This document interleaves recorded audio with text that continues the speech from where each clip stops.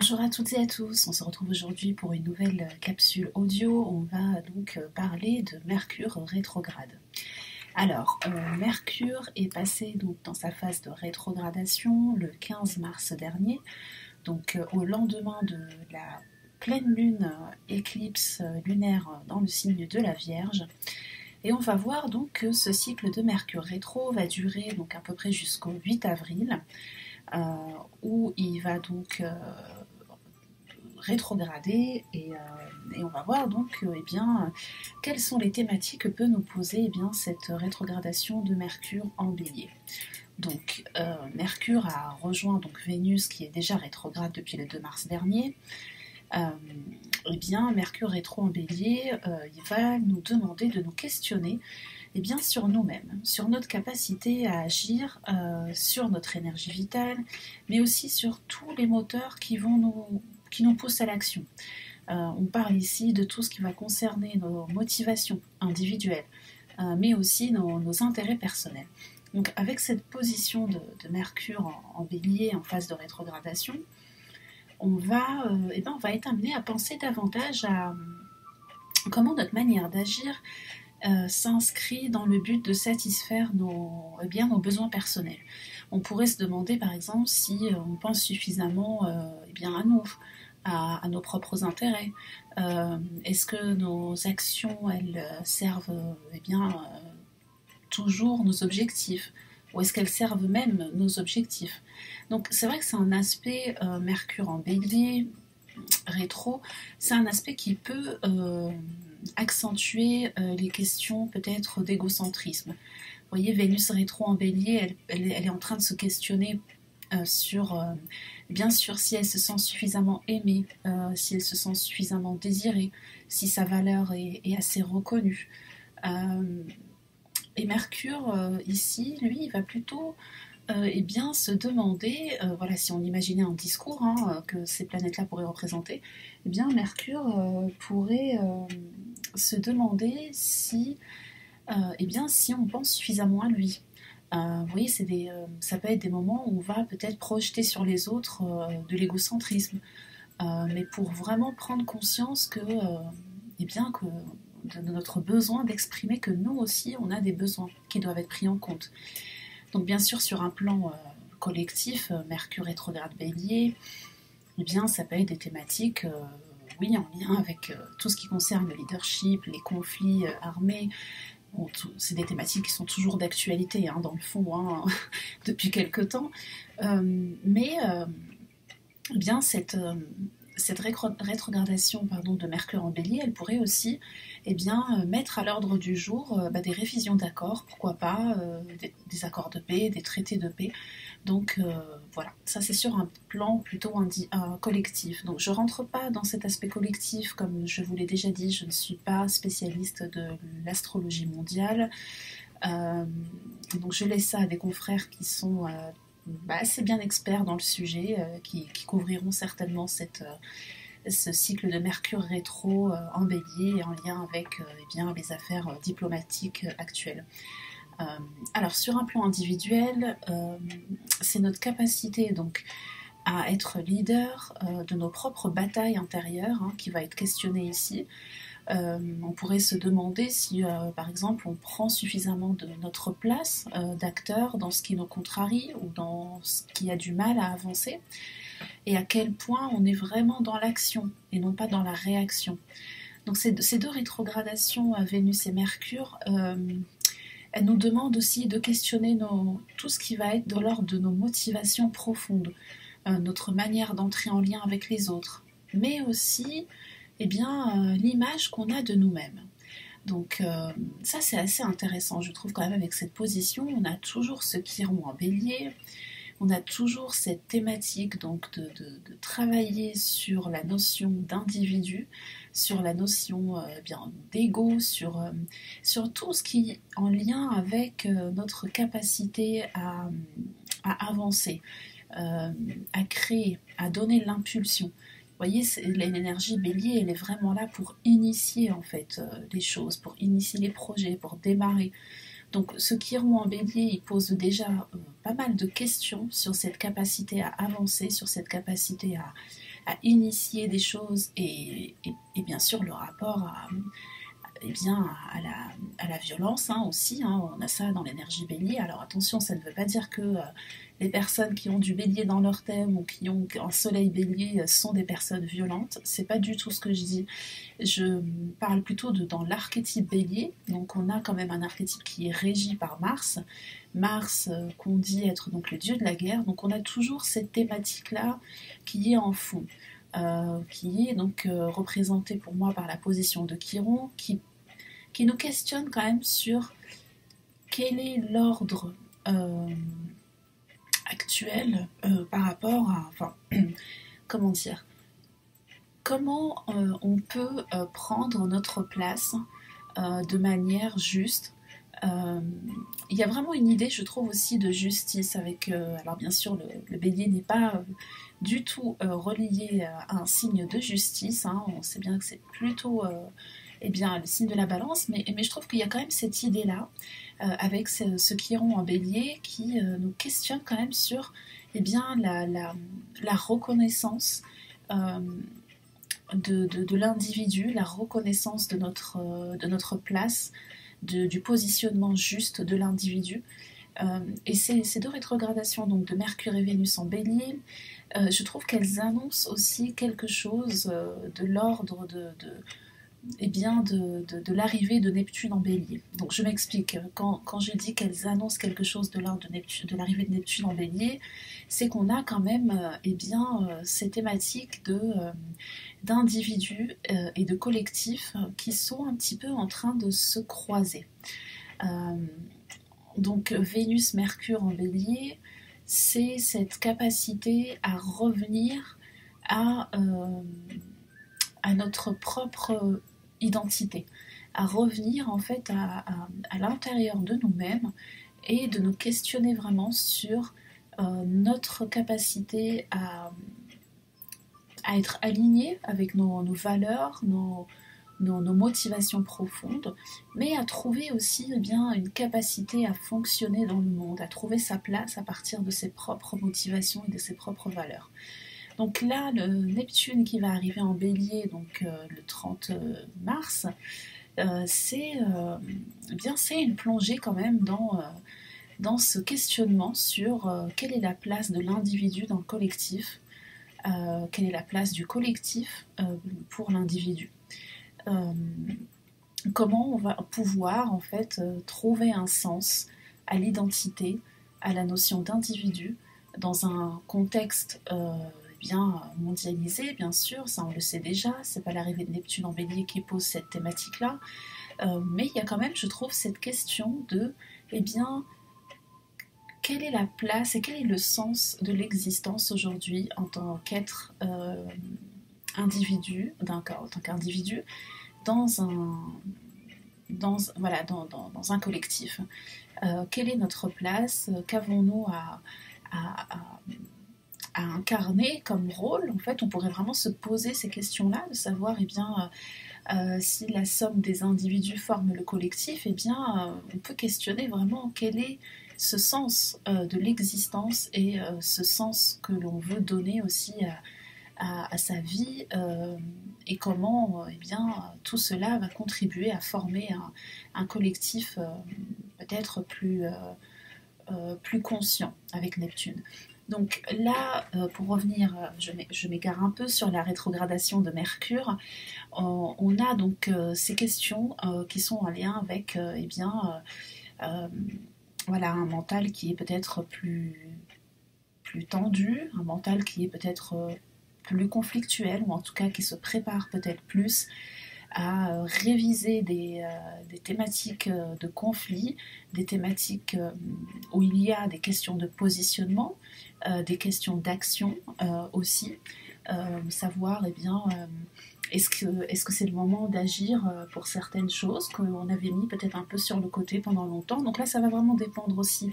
Je parle en termes individuels de si vous avez un Mercure rétrograde dans votre thème de naissance ou pas. Ça va être vraiment un petit peu à voir en fonction du thème de chacun. Mais c'est vrai que la question qui se pose actuellement, c'est, je trouve, cette énergie de entre deux. En fait, on est vraiment entre deux sur cette année 2025. C'est vraiment l'intuition que j'ai par rapport aux énergies astrologiques, c'est qu'on a vraiment on a vraiment cette transition où, vous savez, on n'a pas encore complètement fini quelque chose et on n'a pas encore non plus complètement commencé autre chose. Vous voyez, c'est vraiment cette phase voilà, de préavis peut-être, voilà, c'est un peu cette idée-là, une année de préavis pour passer voilà, un petit peu le cap.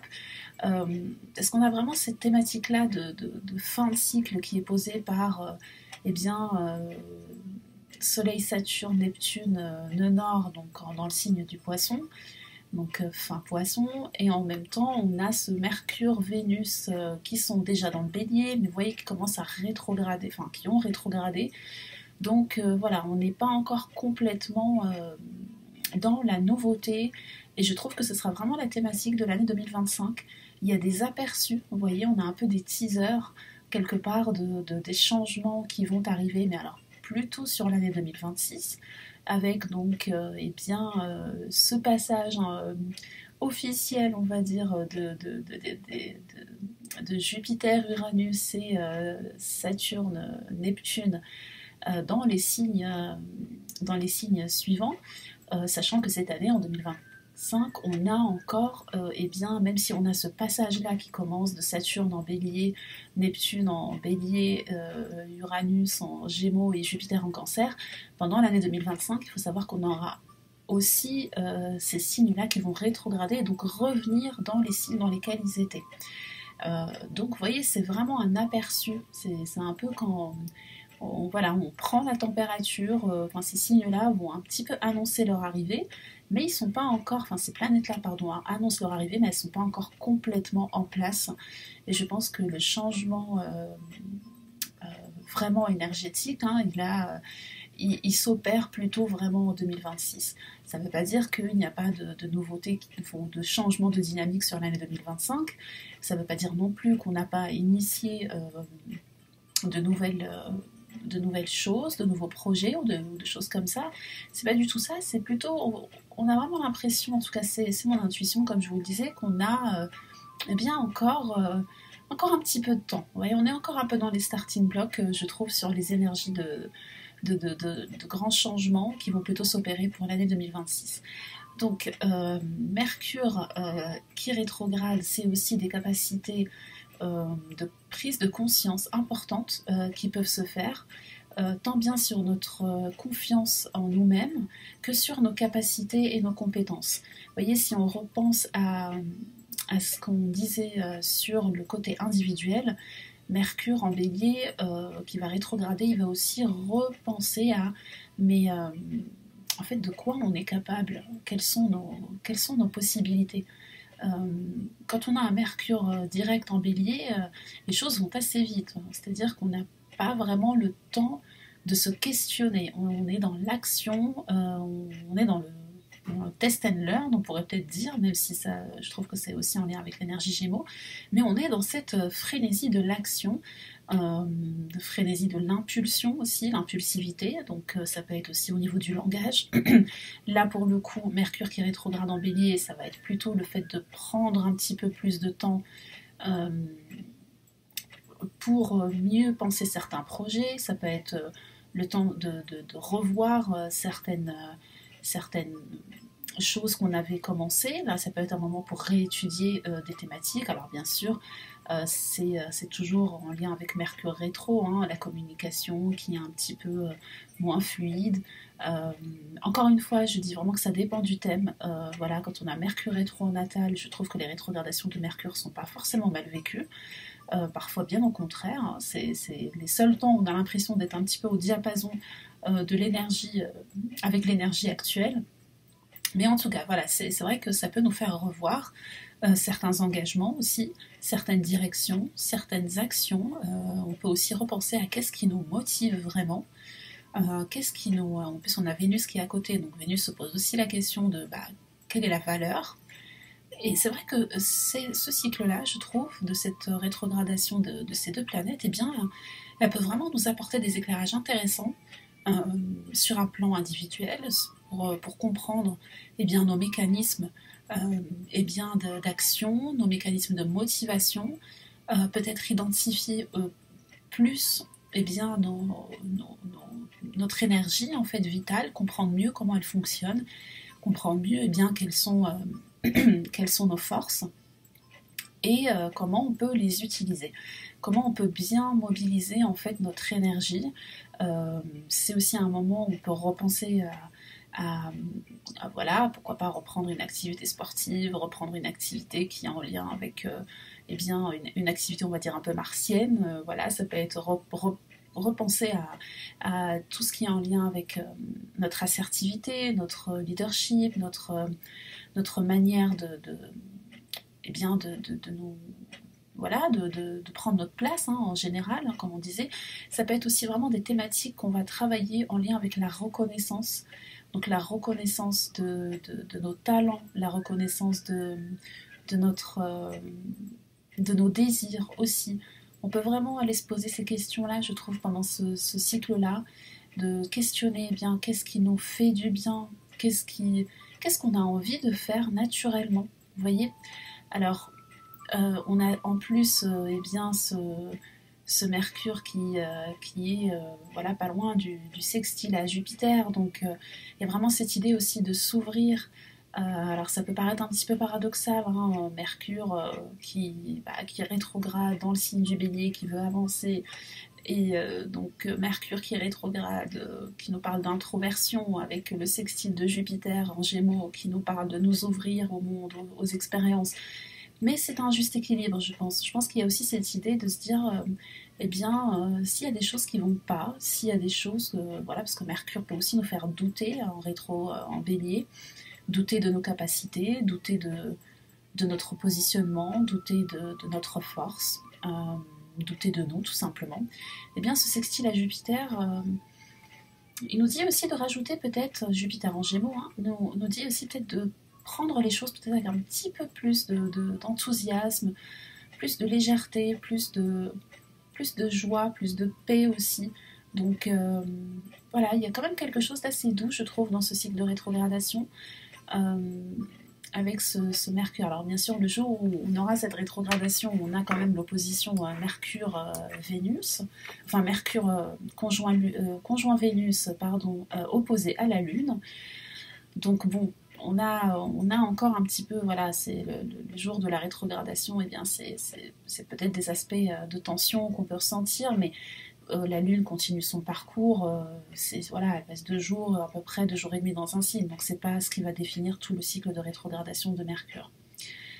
Voilà, alors j'espère que cette petite capsule vous donnera un petit peu des idées sur comment utiliser l'énergie de Mercure rétrograde. Donc encore une fois, comme je vous le disais, ça dépend de si c'est une énergie que vous avez déjà dans votre thème astral ou pas. Dans tous les cas, pour récapituler, Mercure rétrograde en Bélier, il nous demande de repenser un petit peu mieux notre place, de penser un peu plus à nous-mêmes, mais vraiment de comprendre en fait ce dont on a besoin, de nous inviter aussi à peut-être poser plus de limites, prendre du temps pour soi, euh, s'affirmer, dire les choses quand on a besoin de les dire, les exprimer, même si c'est pas, enfin, même si c'est pas toujours évident, même si on a peur soit de blesser ou d'être blessé. Donc c'est vraiment important, je trouve, avec cette dynamique de Mercure rétro en Bélier, et bien d'oser ouvrir aussi peut-être un petit peu la communication, euh, et trouver aussi voilà une manière un peu plus apaisée de communiquer, en tout cas avec, sur les sujets qui sont importants pour nous, et aussi avec les personnes qui sont importantes pour nous et qui peuvent être marquées par cette rétrogradation de Vénus. Voilà. Bah écoutez, j'espère que cette petite capsule vous a donné quelques éléments de compréhension sur ce cycle de Mercure rétrograde. Je vous remercie pour votre fidélité et je vous retrouve très bientôt pour une nouvelle vidéo. À très bientôt.